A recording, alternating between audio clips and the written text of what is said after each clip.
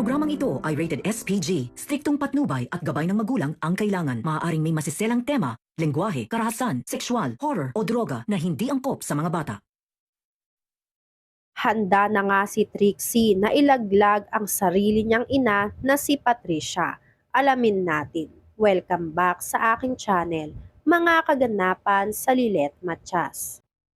Naghihinala si Tinang Ses na may kinalaman si Patricia sa insidenteng nangyari mismo sa kaarawan ni Ramir. Suspetsya ni Tinang Ses, baka isa ang waiter na nakita ni Emong sa mga binayarang tauhan ni Patricia. Ngunit ang ating bida na si Lilet Matias ay itinanggi na wala talagang kasalanan si Patricia dahil mabait na raw sa kanya si Patricia. Panggatong nitong tita ni Lilet, posible na maskara lang ang kabaitan na pinapakita ni Patricia kay Lilet upang makuha ang loob nito. Ngunit pinanindigan ni Lilet na walang kasalanan ang tita Patricia niya. Katunayan nga raw ay si Patricia pa ang nag-organisa ng kaarawan mismo ni Ramir. Sagot ni Tinang Ses, ayun nga raw ang mali.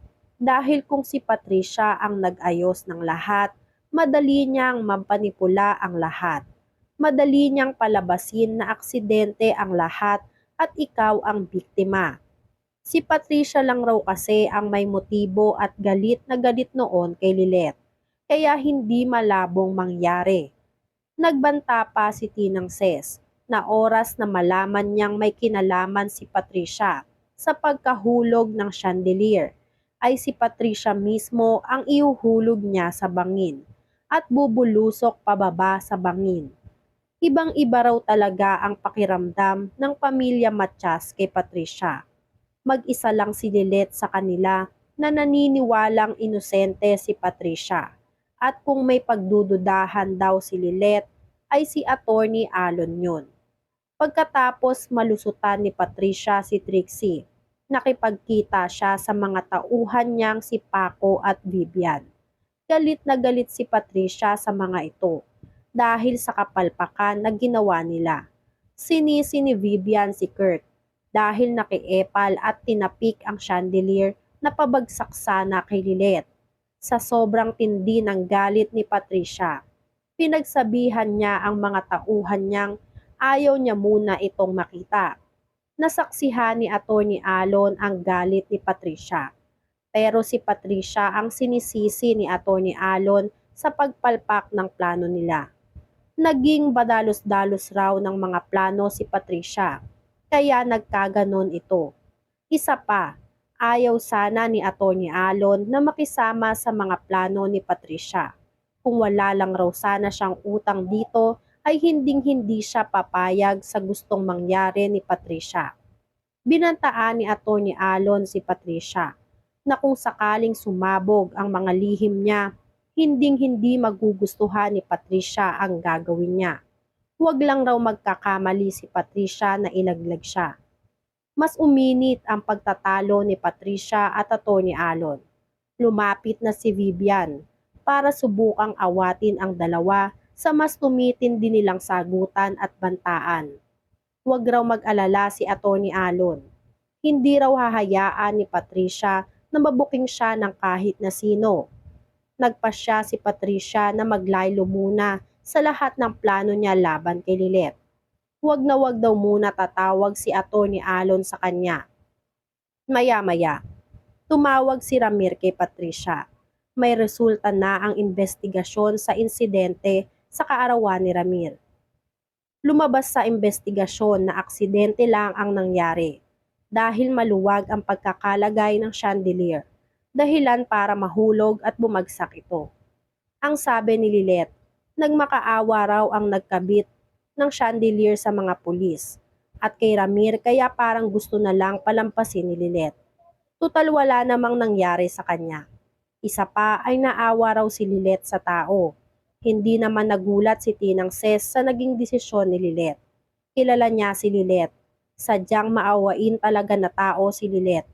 Sa bahay ng mga Engano, kausap nila ang kaibigan nilang attorney. Gusto ni Patricia na mapanagot sa batas ang taong nagpabaya, kaya nangyari ang insidente. Ngunit sino nga ba siya? Kung si Lilet nga naman daw ay nagpatawad na, siya pa kaya? Napaka-plastic at puro kasinungalingan ang sinasabi ni Patricia.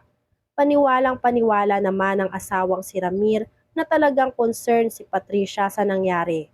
Lingid sa kaalaman nila, nakabado na si Patricia dahil baka mabuking siya na siya talaga ang may kagagawan kung bakit nagkaroon ng ganong insidente. Pag-alis ni Ramir at Attorney Evan, naiwan si Trixie at Patricia. Dito nakakuha ng tiyempo si Trixie na diretsahang itanong si Patricia.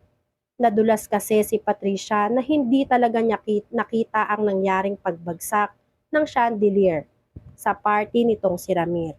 Samantala ang salaysay naman ni Patricia sa mga pulis ay malapit siya sa pinangyarihan at kitang-kita niyang bumagsak ang chandelier. Kaya nag-umpisa ng magduda si Trixie. Palusot ni Patricia. Probably ay nasabi lang daw niya yon dahil nagpapanik na ang mga tao dahil sa nangyari. Nagsabi si Trixie na dapat nga hindi na siya nagtatanong dahil una pa lang raw ay alam na talaga ni Trixie na hindi nakita ng mami niyang si Patricia ang lahat ng nangyari.